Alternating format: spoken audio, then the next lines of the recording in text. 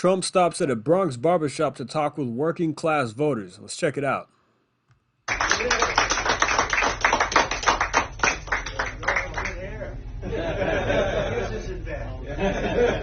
Nice to see you all. Welcome. It's our pleasure. How good are the barbers here? Excellent.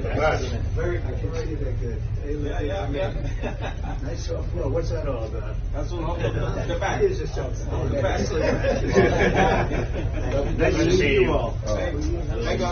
Big hands, strong guy. Nice to see you. So you're the owner?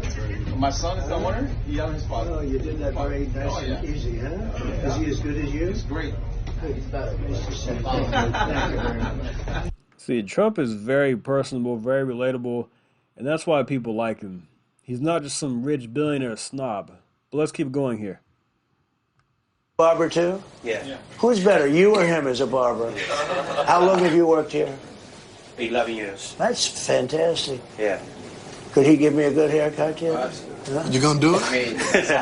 That's the master right there. Who's the master? Is he the best? Right there. He's the best. He's your oldest guy. 35 years. I've been coming in 35 years. He looks like a young guy. Yeah. I've been coming in him since. Good job. You did a good job with your boy, I tell you, right? Yeah. You did a good job with your son, huh? He's a great kid. He's doing Love it. good. I'm proud of And him. you have other kids too? Yeah, I got four altogether. Two girls and two All boys. good. I'll bet all good. They're Right? all doing great. I can look at him and see that you all I'm turned out happy. there. I'm in peace. Do they work here too at all? No. One works with him in his restaurant. Two that works with me. Oh, good. What do you do?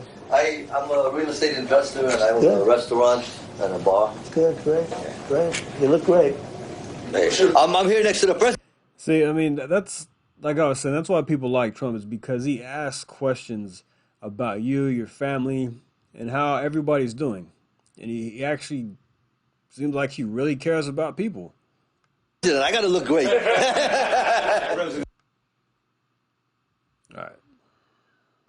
One thing that you probably feel like you didn't do in your first term that you feel like you could do better now. I'll tell you the one thing, because I did, look, we had the best economy with the best border. We had so I did a lot of good stuff, rebuilt the military. It's all about people.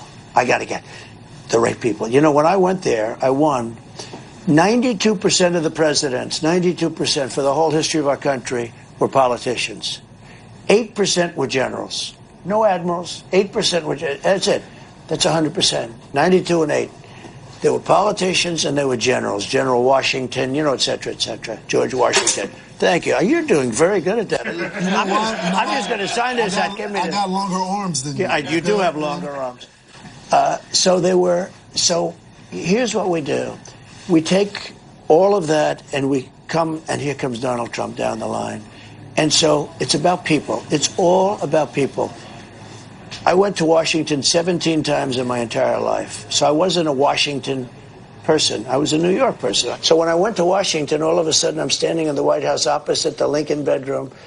And I said, man, this is so amazing. But I didn't really know too many. So I had to rely on people to give me recommendations for people, to run agencies, to be secretary.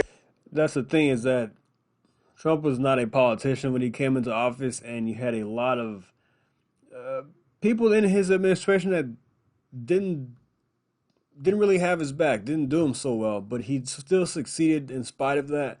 But that is maybe the number one thing that people talk about, is that they wish hopefully he makes better decisions on who he surrounds himself with, who aren't going to stab him in the back in this next administration. Of this, secretary of that, all big stuff. And I didn't know anybody. I had to rely. And I still did great. Look, we rebuilt the military. We knocked out ISIS. We did all these things. We did great. We had the best economy. We had the best everything. Everything was good. But I had some people that if I had it to do again, I wouldn't have used. Now I've been there 4 years, plus another 4 that I'm sort of there in a way. I know the best people. To me, it's all about people. You got to have the right people. We have the best people lined up. We're going to do a great job. There you go. That's a great answer, and I think a lot of people will love to see that. Let's keep going. This fella right here, he used to be in law enforcement for some years. What would you say is the most important issue facing the country right now? For me, it's the border. Right. For me, it's the border. I agree. And how to control that, how to keep illegal migrants from coming into the country. Right. Very important for me. And if I had a question to ask about it, would be how do we control the city, sanctuary city? Because New York is a We get rid of them. We Yes. get rid of them because they're sanctuary. You know what they're for? Criminals. And all over the country, the criminals go there. But you're right. You know, the polls are showing that inflation and not the border's third. They have inflation and the economy as the number one and number two issue. I disagree. I think inflation is massive. The economy is massive. But the border to me is like it's the fabric of our country. And we had the strongest border in recorded history. 4 years ago, you had a border. You didn't have the problems that you have now. Last week, I agree. To me, the border is above the economy and inflation. We'll figure that out. But the border, if you bring in millions and millions of people, it could drastically change the country. Then you have the potential, the threat of criminals coming in, hardened criminals, which they have gotten in here and actually killed and raped women. That's a big deal to me. And I read that the plan is to get rid of 4.5 million people in a mass deportation effort that are going to be really targeted because they have committed crimes since they've been here, like even shoplifters. You have assault and things like that. Those people will be the first to go, and I think they should be. they announced that we had 13,099 convicted murderers released from jails all over the world. You know, it's not South America, it's all over the world, including South America. So I agree with you. I think the biggest problem we have is the border. It's something, and it's also the hardest thing to solve. And the only way you can solve it, you have to get the criminals, the murderers, you got to get them out. You got to get them out fast before they prey on our people. And that was a big question for me because I'm a retired New York City detective. Right. So in New York here, we've run across that for a long time. Well, the other problem you have is that you're not allowed to do your job.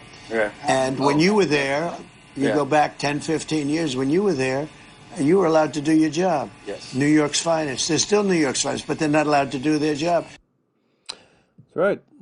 Even with Democrat Mayor Bloomberg, things were better. All right, here's another one talking about energy prices and inflation. Done in terms of, do you own the store or is it rented? No, it's rented. And is the landlord a good guy? Is he okay? Yeah, he's a good He's guy. all right? Yeah. You cut his hair, I hope? I mean, he comes in from time to time. You know what? If you're as good as your father says, right, and you cut his hair great, that's very important to barber to a guy. So he could be a wealthy landlord, but he'll give you a low rent because having a good barber is a very important thing, I can tell you. So, Mr. President, you got a young guy right there. That's a big thing, though. It's a huge thing. So how is your rent then? So where was it like 5 years ago, the rent? I mean, the rent was significantly lower. Now it's gone up about 1,200 since. Yeah, it's okay. That's a big increase. My issue was more the energy. I've been paying $2,100 since I first opened up. In the last 7 months, it shot up to $15,000. What? It's $15,000, and that's You went from 2,100 to $15,000 in this establishment. Yeah. How many heads $15,000. can you take care of? That's a lot, right? It's like by stealing from us. So when from called in. 2,100 to 15,000. Yeah, so they So added- there's an example though. Energy, right? So energy, when that comes down, ready? I almost hate to say because you'd be at 7,000, right? But Right. your energy bill from January 20th, if I win, we gotta win. That's right. You've got to win. Here we go. There's a few minutes I'm going to play of this right here. A longer clip talking about inflation and what Trump plans to do about that. For the past 10 years, and the only time I knew I made it was when you were in office, so I could speak for myself. Right. And the thing is, it's like, I don't know what more to do. How can we make the economy come back? How do you get to the bottom of this? So here's what we're doing.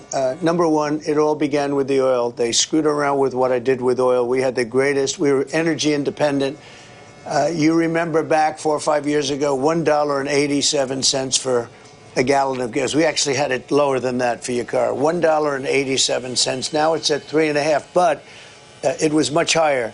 They brought back my policies to break even, but by that time the damage was done, and now you have inflation and you have the cost so high, and they haven't gone down. We're going to do two things. Interest rates are going down. It's going to be brought down. It's going to be brought down fast, but much more importantly and quicker, we're going to drill, baby, drill. You've heard that, right? Drill, baby, drill. We're going to get our oil. We're going to have much more of it that we're going to do 4 to 5 times more than we're doing right now. We can do that. These people are amazing. They can do it. And we'll be supplying it to Asia. We'll be supplying it to Europe. We'll be supplying it to everywhere. And that's going to bring down prices. It's going to bring down the cost of everything. If you make donuts, when you look at these stores, they have trucks that deliver. They have stoves and ovens. You have your lighting. You have all this, equipment. And all of that electric equipment that he's using on your beautiful head of hair. You have a good-looking head of hair. I'm jealous. Look at that flat top. I'd have a flat top. I wish I had a flat top. You never had a hair loss problem, did you? It's lucky. It's one of those gifted ones. Anyway, what you do? Those machines are very expensive. They're running the machines that electric. When that comes down, like in a shop like this, no matter what you do, it's about energy. We're going to bring it down. We're going to get the prices down. How's your rent done in terms of, do you own the store or is it rented? No, it's rented. And is the landlord a good guy? Is he okay? Yeah. All right, so that's I've already shown that part, but Trump is right. You bring down the cost of energy, then these trucks delivering this equipment, these goods, their gas prices get lower. The planes to fly the cargo, their gas bill goes down, and companies don't have to raise their prices on their products to get as much, because these trucking companies or whatever doing, they're raising their prices to deliver because their gas is going up. So it trickles down and it affects everybody throughout the economy. So it's very important to get these oil, drill, baby, drill, like you said. Bring the cost of energy down, and everything else follows. Fossil fuels is in just about everything we do throughout our daily lives.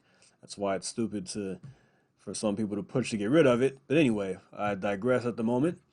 But yeah, I thought that was a great visit at Bronx Barbershop. Just sat down, talked to the people, and talk about the concerns. And that's what people like to see from their president, the potential president of the United States. They want to know that you care about them. And Trump does a great job of that. He does a great job of retail politics, going to McDonald's, talking to people, serving up fries, going to a barbershop, sitting down, making comments, complimenting people on their hair, asking questions to the employees there, asking about their families. This is what people like. This is why he's doing so well right now with likability.